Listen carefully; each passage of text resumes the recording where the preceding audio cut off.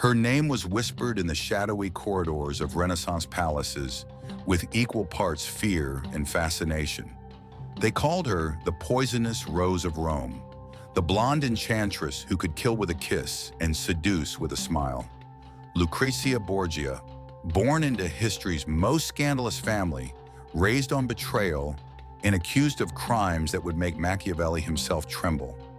But was she truly the murderous temptress of legend, or the most slandered woman in history?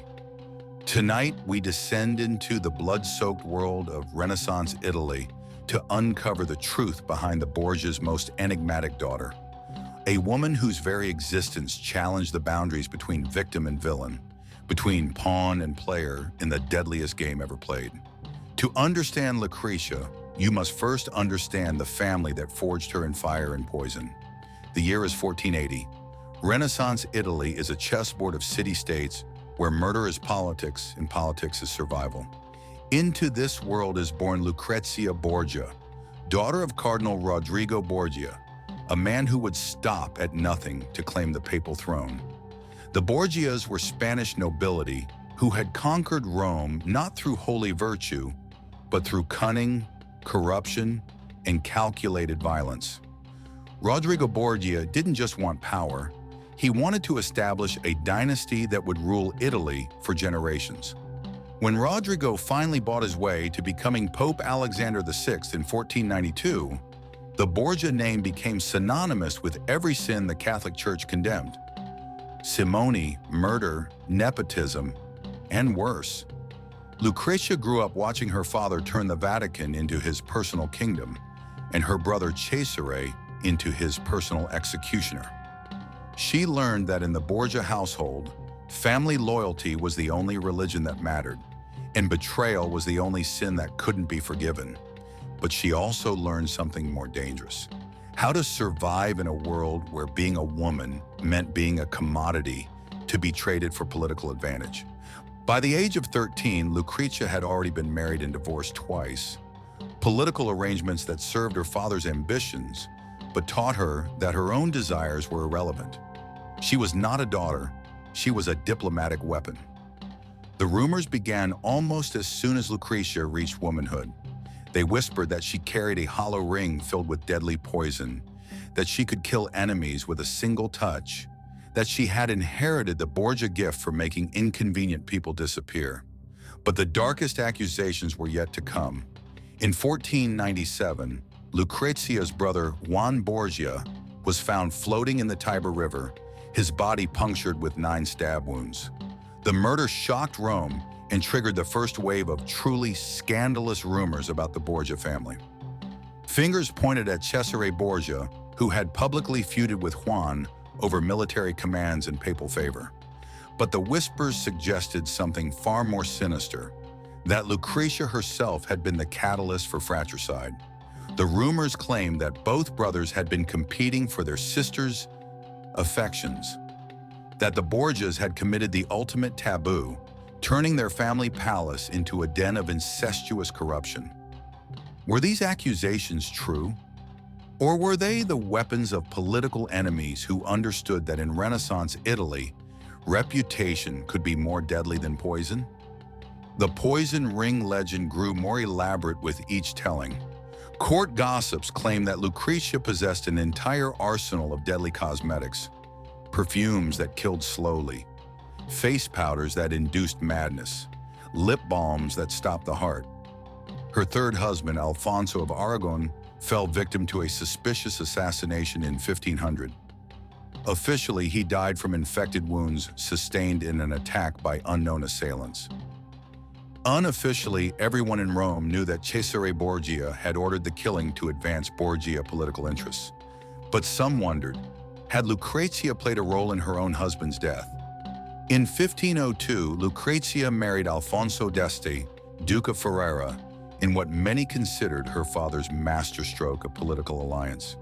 But something unexpected happened in Ferrara. Lucrezia began to transform. Away from the toxic atmosphere of Rome, away from her brother's violent influence and her father's corrupting ambitions, Lucrezia discovered she could be more than just a Borgia political pawn. She became a patron of the arts, surrounding herself with poets, painters, and scholars. She established charitable foundations, showed genuine concern for her subjects' welfare, and displayed intellectual curiosity that surprised even her critics. But could someone really escape the Borgia legacy so easily? Her correspondence with poet Pietro Bembo revealed a passionate, intelligent woman capable of deep emotional connections. Yet even these private letters were scrutinized for evidence of continued Borgia scheming. When political opponents continued to die mysteriously in territories connected to Lucrezia's influence, the old accusations resurfaced. Was she truly reformed, or had she simply become more sophisticated in her methods? The death of her father, Pope Alexander VI, in 1503, and her brother Cesare's subsequent downfall might have freed Lucrezia from her family's dark reputation. Instead, it seemed to intensify scrutiny of her every action. Modern historians face a puzzle when examining Lucrezia Borgia's life, separating the woman from the myth, the facts from the propaganda. Contemporary sources present radically different portraits.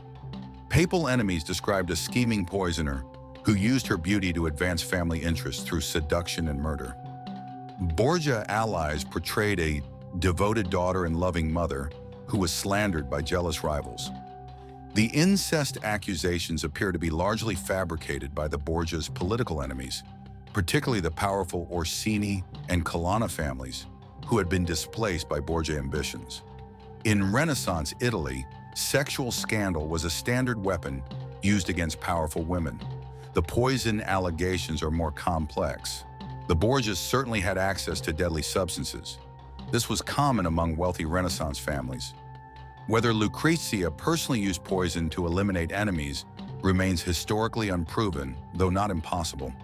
What seems clear is that Lucrezia was far more intelligent and politically aware than her enemies wanted to acknowledge. She wasn't just a beautiful pawn, she was an active participant in her family's strategies, capable of independent thought and action.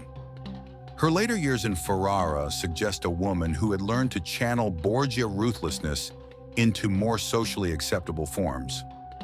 Cultural patronage, charitable works, and diplomatic marriage alliances that advanced her adopted city's interests. Perhaps the most revealing evidence comes from her children, who grew up to be relatively normal Renaissance nobles, rather than continuing the Borgia tradition of scandal and violence.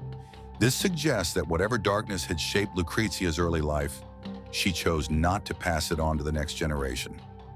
Lucrezia's death in 1519, at the age of 39, was as controversial as her life.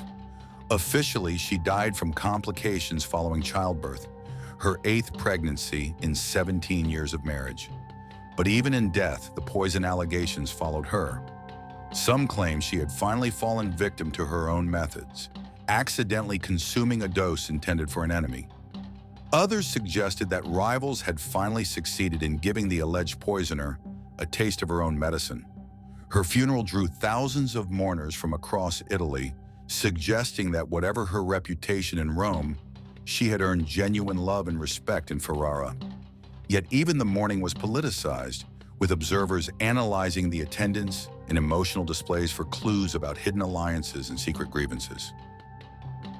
5 centuries have passed since Lucrezia Borgia walked the marble corridors of Renaissance palaces, her silk gowns rustling with secrets, and her jeweled fingers possibly concealing poison rings. History has never reached a definitive verdict on her guilt or innocence. Was she the murderous seductress of legend, or a brilliant woman who survived impossible circumstances through intelligence and adaptability? Perhaps that ambiguity is Lucrezia's greatest victory. In an age when women were expected to be either saints or sinners, angels or demons, she managed to be something far more dangerous. She was human, complex, contradictory, capable of both tenderness and ruthlessness. Lucrezia Borgia embodied the Renaissance itself, an era when traditional certainties dissolved and new possibilities emerged from the shadows. The Borgia name died with her children, but Lucrezia's legend lives on. Every powerful woman who faces accusations of manipulation, Every political figure whose methods are questioned, every person who must choose between survival and virtue, walks in the shadow of Lucrezia Borgia.